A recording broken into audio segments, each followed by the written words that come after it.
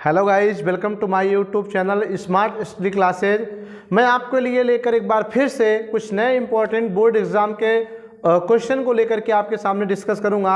आज के इस वीडियो में हम जैव प्रौद्योगिकी एवं अनुप्रयोग के अंतर्गत एग्जाम में आने वाले 2021 के बोर्ड के एग्जाम में आने वाले जीव विज्ञान के अंतर्गत उन महत्वपूर्ण क्वेश्चनों के बारे में चर्चा करेंगे जिनकी आने की प्रबल संभावना है।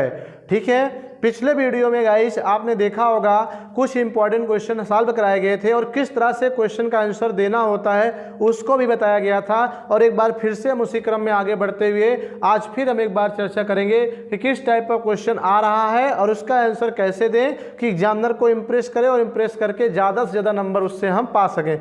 दोस्तों, एक बात यहाँ पर निश्चित है कि सारे लोग, बहुत सारे बच्चे कहते हैं कि मैंने 70 नंबर किया है। 100 नंबर में 70 नंबर का लिखित एग्जाम, 30 नंबर का प्रैक्टिकल। तो 70 नंबर में 60 नंबर अगर आपने कर दिया है तो 60 नंबर में आपको 60 नंबर नहीं मिलता है, 40 नंबर मिलता है, 30 नंबर मिलता है, 50 मिलता है। लेकिन कुछ बच्चे 60 किए तो उनको 60 में 58, 59, 60 भी मिल जाता है। तो वो कैसे लिखते हैं आंसर और हम कैसे लिखते हैं कि वो 60 में 60, 58 पा रहे हैं और हम 60 में 40, 45 पा रहे हैं, ये भी मायने रखता है। ठीक है, तो बात डिपेंड करती है आंसर देने के टाइटल्स, आंसर देने के आपके तरीके। ठीक है, कॉपी की लिखावट, राइटिंग और उसे सजावट और जो कुछ और इम्पॉर्टेंट बातें हैं कि कोई प्रश्न आयत कैसे लिखें हम। ठीक है, होता क्या है, कुछ लोग मान लीजिए क्वेश्चन आ गया टीकाकरण क्या है, इसके लाभ बताइए, सीधा उत्तर डालते, उत्तर डाल के टीकाकरण के बारे में लिखना शुरू कर दे, क्या लिख रहे हैं उनको पता ही नहीं होता। ठीक है, तो इस तरह से आंसर नहीं देना। मैं बार बार कहता हूं बहुत लंबा चौड़ा लिखने से कोई मतलब नहीं है, क्योंकि साइंस का मतलब होता है सुव्यवस्थित, सुसंगठित, क्रमबद्ध ढंग को ज्ञान कहते हैं। ठीक है, तो जो भी लिखिए आंसर के बारे में सुव्यवस्थित लिखिए, सुसंगठित लिखिए, क्रम से लिखिए।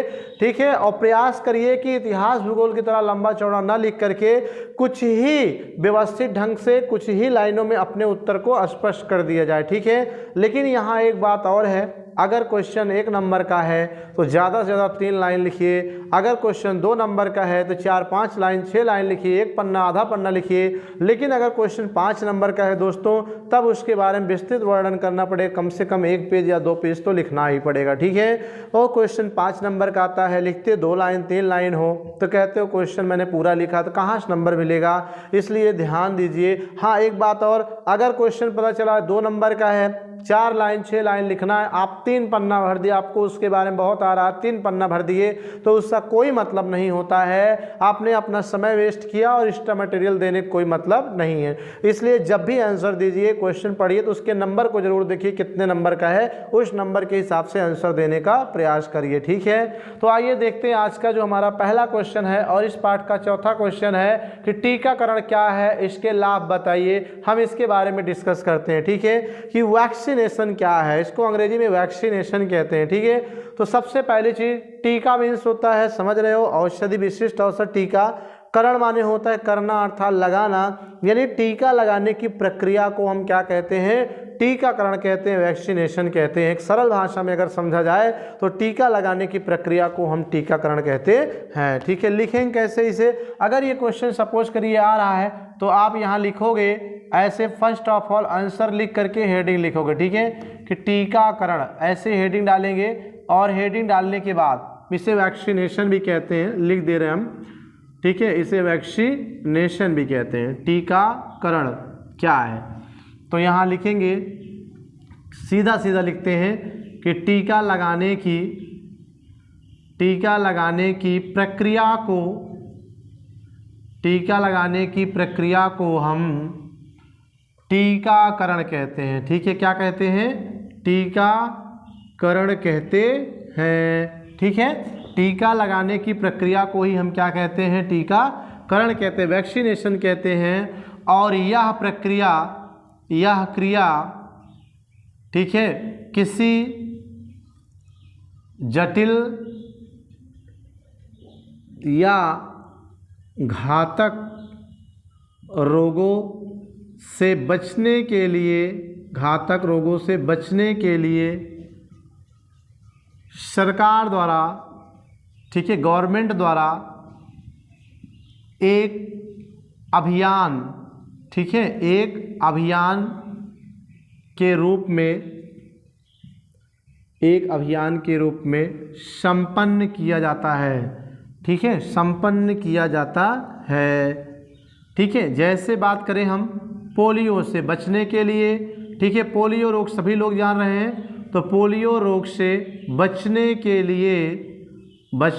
लिए भारत सरकार द्वारा, ठीक है, भारत सरकार द्वारा पल्स पोलियो अभियान, ठीक है, चलाया गया।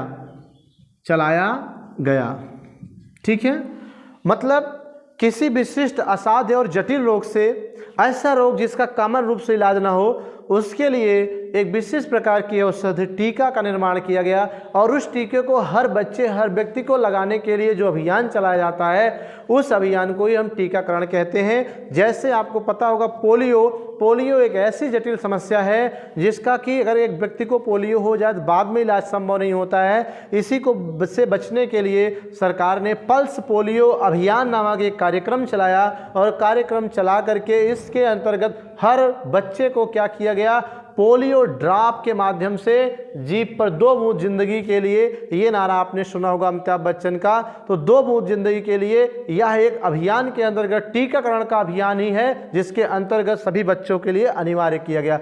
और अभी तो आप देख रहे हो कोरोना काल चल रहा है, तो कोरोना के इस समय में भी लगभग जनवरी में 1 महीने बाद समथिंग टीका आ जाएगा और लगना भी शुरू हो जाएगा। तो इसके लिए भी एक क्या अभियान चलाया जाएगा और उसी अभियान को हम टीकाकरण कहेंगे, कोरोना टीकाकरण कहेंगे। ठीक है, तो इस तरह से ये टीकाकरण हो गया। अब कह रहा दोस्तों इसके लाभ क्या हैं, ठीक है, इसके लाभ क्या हैं। अगर हम लाभ की बात करें यहाँ पर, तो टीके के लाभ, ठीक है, टीके के लाभ, ठीक है, पहला लाभ है ये है कि यह रोगों को रोकने का कार्य करता है। यह रोगों को रोकने या खत्म करने का कार्य करता है, खत्म करने का कार्य करता है।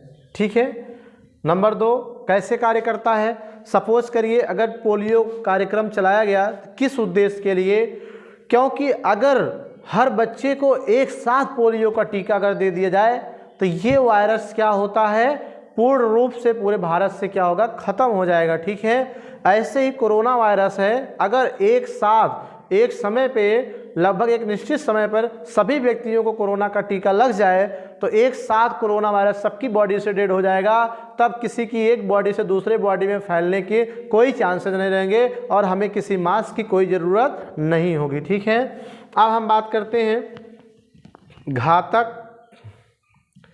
घातक रोगाणु को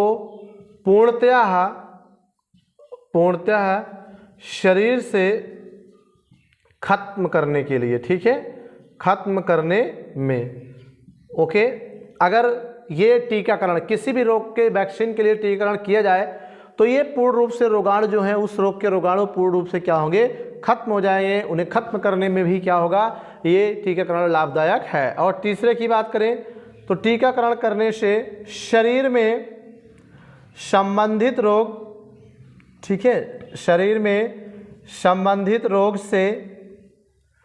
रोग के, ठीक है, प्रति एंटीबॉडीज का संश्लेषण करना। ठीक है, एंटीबॉडीज का संश्लेषण करना, ये भी आपका क्या है, टीकाकरण का लाभ है। कि अगर हमारे बॉडी में किसी भी टीके का टीकाकरण कर दिया जाए, मान लीजिए कोरोना का ही, तो हमारे बॉडी में कोरोना वायरस से लड़ने वाले एंटीबॉडीज़ का निर्माण होना शुरू हो जाए। और अगर हम टीकाकरण नहीं कराएंगे तो हमारी बॉडी में उस रोग से लड़ने वाले जो एंटीबॉडीज़ हैं उनका संश्लेषण निर्माण नहीं हो पाएगा, तो ये कहीं ना कहीं नुकसान होगा। ठीक है, तो ये इसके कुछ इंपॉर्टेंस क्या हो गए गाइस, लाभ हो गए। अब हम बात करते हैं कृषि के क्षेत्र में जैव प्रौद्योगिकी के लाभ बताइए। ये भी क्वेश्चन कई बार रिपीट हुआ है आपके एग्जाम में, तो मैंने इसको वीडियो के माध्यम से बताया है कि how to helpful biotechnology in form of area of agriculture. ठीक है, मतलब एग्रीकल्चर एरिया में, कृषि के क्षेत्र में जैव प्रौद्योगिकी ने नए नए कीर्तिमान गढ़े हैं, जिसमें से कुछ की चर्चा यहाँ पर हम करेंगे। ठीक है, आज कृषि क्षेत्र चाहे वो गन्ने का क्षेत्र हो, चाहे धान का हो, चाहे गेहूं का हो, चाहे मक्के का हो, ठीक है, लगभग हर क्रॉप के एरिया में, हर फसल के एरिया में बायोटेक्नोलॉजी बहुत तेज़ी से कार्य कर रहा है, जिससे फसल उत्पादन में कई गुना वृद्धि हुई है। और एक चीज़ कि कीटनाशक क्या पीड़क प्रतिरोधी पौधे के निर्माण में भी हेल्पफुल या सहायता मिली है। ठीक है, तो आइए देखते हैं अगर ये क्वेश्चन आता तो हम किस तरह से इसका आंसर लिखेंगे। ठीक है, तो यहाँ पर आया है क्वेश्चन कि जैव प्रौद्योगिकी का कृषि के क्षेत्र में, तो हम हेडिंग करेंगे, आंसर डालते समय पहले हेडिंग करेंगे कि कृषि के क्षेत्र में जैव प्रौद्योगिकी का लाभ या महत्व। ठीक है, तो ये हेडिंग हो गया अब आपका। अब लिखेंगे आप, इस हेडिंग को डालने के बाद थोड़ा सा व्यवस्थित तरीके से एग्जाम डालिएगा, थोड़ा सा अट्रैक्टिव हो, ताकि एग्जामिनर को आपका आंसर जो है कहीं ना कहीं प्रभावित कर सके और आप उससे नंबर ले सके। ठीक है, तो एक लाइन लिखेंगे कि कृषि के क्षेत्र में जैव प्रौद्योगिकी के लाभ या महत्व निम्नलिखित है। ठीक है, निम्नलिखित है। नंबर 1,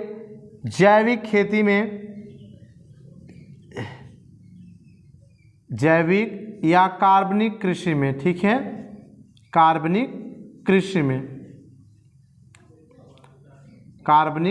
कृषि में ये पहला आपका लाभ है कि बायोटेक्नोलॉजी का प्रयोग कार्बनिक खेती में या कार्बनिक कृषि में करते हैं। आजकल वर्तमान समय भारत में बहुत तेज़ी से ऑर्गेनिक खेती पर जोर दिया जा रहा है। हमारे किसान भाई के साथ साथ सरकार भी इस खेती को करने के लिए किसानों को प्रोत्साहित कर रही है और इसका बहुत अच्छा परिणाम भी क्या हुआ है, देखने को मिला है। ठीक है, इसके अंतर्गत क्या किया जाता है, ऑर्गेनिक खेती में दोस्तों पीड़कनाशी जो पौधे होते हैं उनका प्रयोग करते हैं और इस प्रकार की खेती में, इस प्रकार कृषि में किसी भी विशेष प्रकार के कीटनाशक दवा या हानिकारक केमिकल्स या खाद का प्रयोग नहीं करते हैं। इसे हम गोबर या जो कूड़ा करकट होता है इनको सड़ा गला करके हम खाद बनाते हैं और इसी खाद के माध्यम से हम पौधों को या कृषि फसलों को उगाने का कार्य करते हैं। ठीक है, उनमें अलग से किसी कीटनाशक की या किसी उर्वरक की, किसी केमिकल्स की कोई आवश्यकता नहीं होती है और इस प्रकार से जो पौधे उत्पन्न होते हैं उनको हम क्या कहते हैं, कार्बनिक कृषि कहते हैं। यहाँ भी क्या है, बायोटेक्नोलॉजी अपना योगदान दे रहा है। ठीक है, अगर इसमें लिखना हो तो क्या लिखेंगे हम, ये भी हम देखते हैं कि इसमें लिखेंगे क्या हम, तो इसमें लिखेंगे हम, इसमें फसल उत्पादन बढ़ाने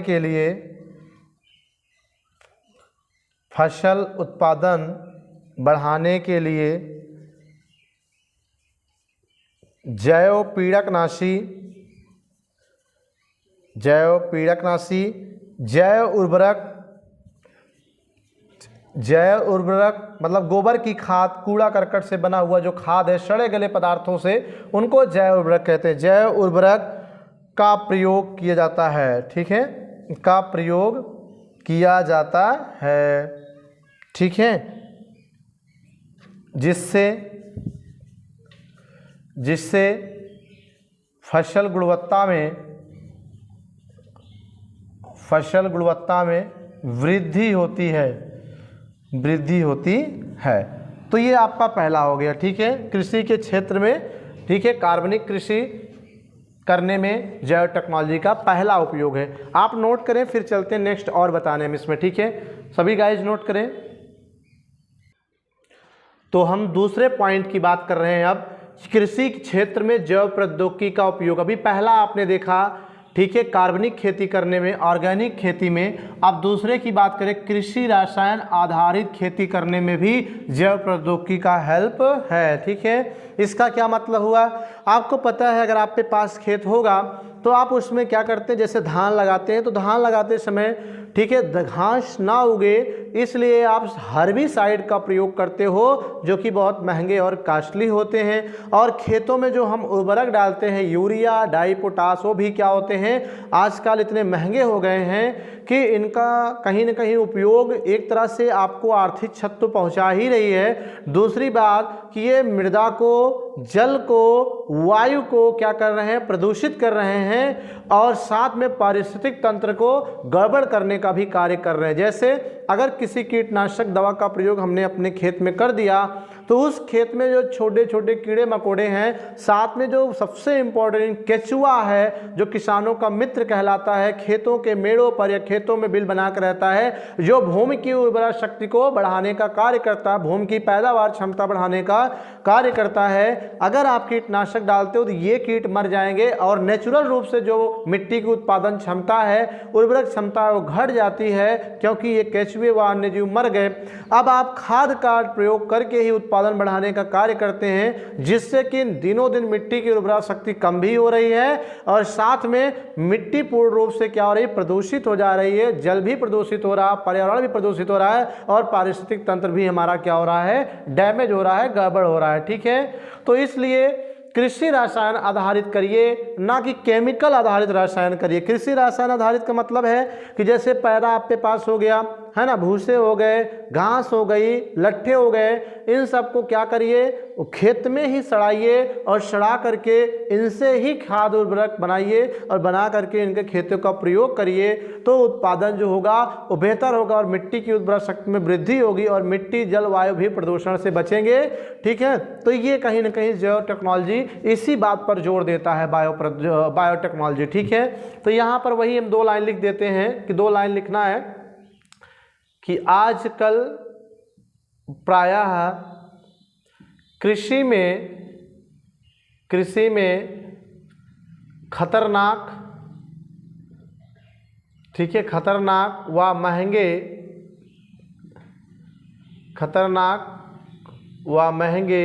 कीटनाशक पदार्थ, खतरनाक व महंगे कीटनाशक पदार्थ व खाद यानी उर्वरक जिसे कहते हो, यहाँ लिख दे रहे हम, उर्वरक का प्रयोग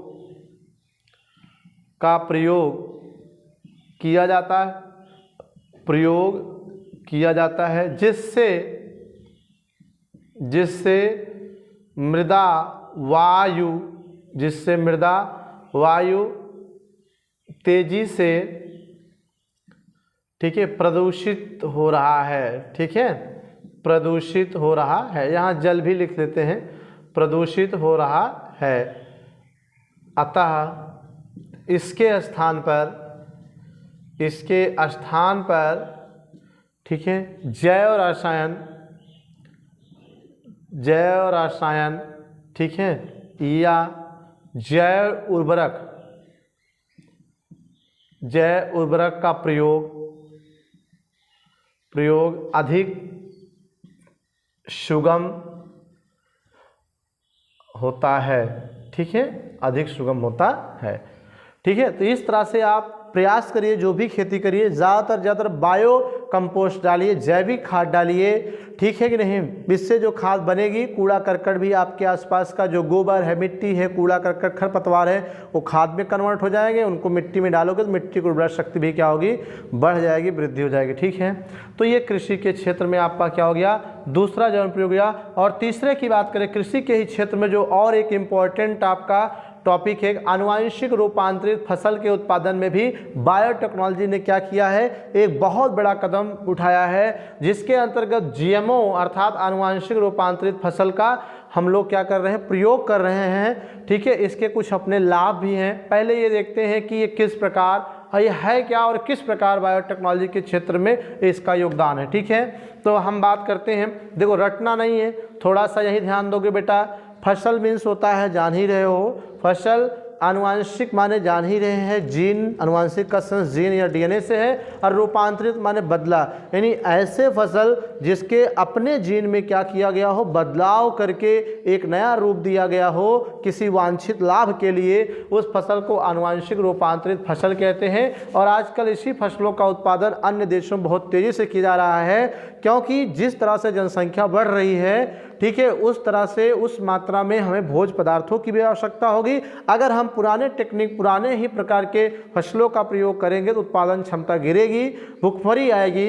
इसी को देखते बायोटेक्नोलॉजी ने क्या किया है कि जीन में हेर फेर करके एक नए प्रकार के फसल का निर्माण किया है, जिसे आनुवांशिक रूपांतरित फसल कहते हैं। ठीक है, तो यहाँ लिखेंगे कि वह फसल जिसके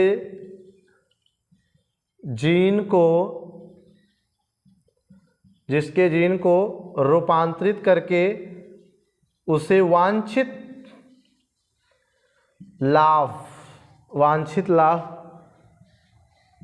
प्राप्त किया जाता है, उसे जीएम फसल, जेनेटिक मॉडिफाइड फसल कहते हैं।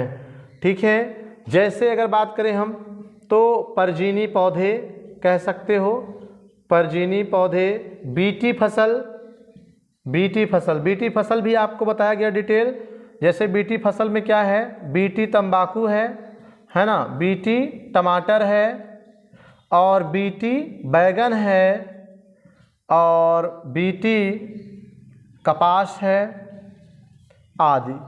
ठीक है, तो ये कहीं ना कहीं क्या है, आनुवांशिक रूपांतरित फसल है, और इन फसलों का प्रयोग भी क्या हो रहा है, बहुत तेज़ी से बढ़ रहा है, और आने वाले समय में कुछ और भी प्रकार की फसलों का भी प्रयोग करने की अनुमति दे दी जाएगी। तो इसे जीएम फसल कहते हैं या आनुवांशिक रूपांतरित फसल कहते हैं। ठीक है, इनका लाभ क्या है, इनसे लाभ क्या क्या होते हैं, तो पहला मैंने आपको यहाँ बताया कि इनसे क्या लाभ है। पहला बेटा, इनके उत्पादन में कम समय लगता है। जैसे कॉमन रूप से अगर हम एक सामान्य देसी फसल का प्रयोग करते हैं, कोई धान हो, आलू हो, गेहूं हो, कुछ भी हो, तो उसके उत्पादन में अगर 100 दिन लग रहे हैं, और उसी का अगर हम आनुवांशिक रूपांतरित फसल का प्रयोग अपने खेतों में करते हैं तो ये 60 दिन या 70 दिन में ही क्या होगी, फसल तैयार हो जाएगी। पहला लाभ ये है। ठीक है, उत्पादन में कम समय लगता है। और दूसरे की बात करें तो ये फसलें ठंडी, सूखा, लवण के प्रति अधिक सहनशील होते हैं, सहिष्णु होते हैं। मतलब जैसे आपने अभी ठंडी पड़ रही है तो लोग बोलते हैं गेहूं कम पैदा हुआ, पाला मार गया, आलू कम बना, पाला मार गया। ज़्यादा ठंडी पड़ेगी, ज़्यादा कोहरा होगा तो आलू की फसल प्रभावित हो जाएगी, पाला मार देगा, क्योंकि अधिक टेम्परेचर का गिरना कहीं ना कहीं इस फसल सह नहीं पाते हैं और प्रोडक्शन प्रभावित हो जाता है। लेकिन अगर उसी में हम जीएम टाइप की फसल का अगर हम प्रयोग करते हैं तो चाहे जितनी ठंडी पड़ जाए, चाहे जितनी गर्मी पड़ जाए, बारिश भी अगर ज़्यादा हो गई, तब भी ये क्या करते हैं, उसको झेल लेते हैं और उसका उनके ऊपर असर नहीं होता है और प्रोडक्टिविटी क्या होती है, बनी रहती है। ठीक है, जबकि आम फसलों में ऐसे देखने को नहीं मिलता है। जैसे गेहूँ है, अगर कम ठंडी पड़ी तो कम पैदावार, गेहूँ दुबले पतले, भार कम हो जाएगा। लेकिन अगर ठंडी ज़्यादा पड़ी तब जाके ये सही होते हैं। लेकिन जो जीएम टाइप की गेहूँ फसलें होंगी या अन्य फसलें, उन पर चाहे कम हो चाहे ज़्यादा हो, एक समान तरह से प्रोडक्शन होता है, उनको ऊपर बहुत ताप या सूखा या ठंडी का असर नहीं होता है गाइस। ठीक है, फिर नेक्स्ट, पौधों में खनिज क्षमता में प्रचुरता। मतलब जो जीएम फसलें होती हैं इनमें जो खनिज तत्व होते हैं इनकी प्रचुरता होती है। जैसे लोग कहते हैं ना कि ये खाद का ज़माना आ गया, अब जो हम खा रहे हैं उसमें कुछ है नहीं, कोई तत्व नहीं है। लेकिन जो जीएम फसलें होंगी, इस टाइप के फसलों में प्रचुर मात्रा में फूड मटेरियल या फूड एलिमेंट्स क्या होते हैं, विद्यमान होते हैं, और इनका प्रयोग अगर हम करते हैं तो कहीं ना कहीं हमारे शरीर में भी पोषक तत्वों की क्या होगी, वृद्धि होगी। और फिर बात करें तो यहाँ पर दिया उत्पादन में वृद्धि। उत्पादन में वृद्धि का मतलब, हाँ एक चीज़ और, पौधों में खनिज क्षमता प्रचुरता के जैसे सुपर राइस का नाम सुना होगा आपने, गोल्डन राइस का नाम सुना होगा। ठीक है, तो ये जो गोल्डन राइस सुनहला चावल होता है, इनमें विटामिन की मात्रा प्रचुर मात्रा में होती है। अगर कोई इस प्रकार के चावल का प्रयोग करे या सामान्य चावल का प्रयोग करे तो सामान्य चावल खाने से विटामिन में कम मिलेंगी। लेकिन सुनहरे चावल जो हैं, गोल्डन राइस है, सुपर राइस है, इन प्रकार के राइसों का निर्माण बायोटेक्नोलॉजी से किया गया है जीएम फसल के रूप में। और इन फसलों को अगर हम प्रयोग करते हैं तो इनको खाने से हमारे शरीर में पोषक तत्वों की प्रचुर मात्रा अपने आप उपलब्ध होती रहती है। ठीक है, अगर हम फिर इसी क्रम में बात करें तो उत्पादन में वृद्धि, जो जीएम फसल है, सपोज करिए अगर आपने 1 बीघे में सामान्य कोई फसल या कोई धान लगाया है तो 1 बीघे में 1 कुंटल होता है, तो जीएम फसल अगर लगाते हो तो ये इसका कहीं ना कहीं 1 कुंटल से अधिक होगा, 2 कुंटल, 2.5 कुंटल, 3 कुंटल तक होता है। तो प्रोडक्टिविटी भी क्या होती है, बढ़ जाती है अगर हम जीएम फसलों का प्रयोग करें तो। ठीक है,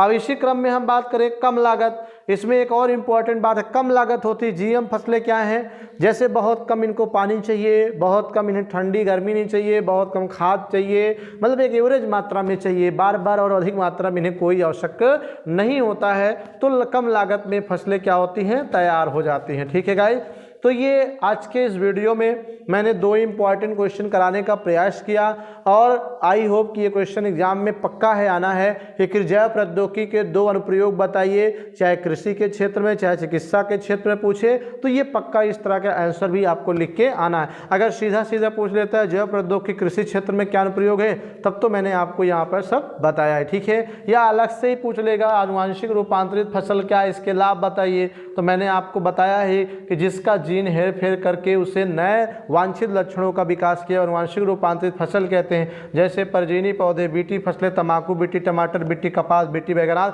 इसके लाभ क्या हैं ये मैंने आपको यहाँ पर डिस्कस किया। ठीक है, आई होप कि अच्छे समझ में आया। वीडियो अच्छी लगी तो वीडियो को लाइक, कमेंट और चैनल को सब्सक्राइब भी करिए, बेल आइकन दबाइए ताकि नोटिफिकेशन नए वीडियो का मिलता रहे। मिलते हैं नेक्स्ट वीडियो में, तब तक के लिए thank you for watching this video guys, thank you.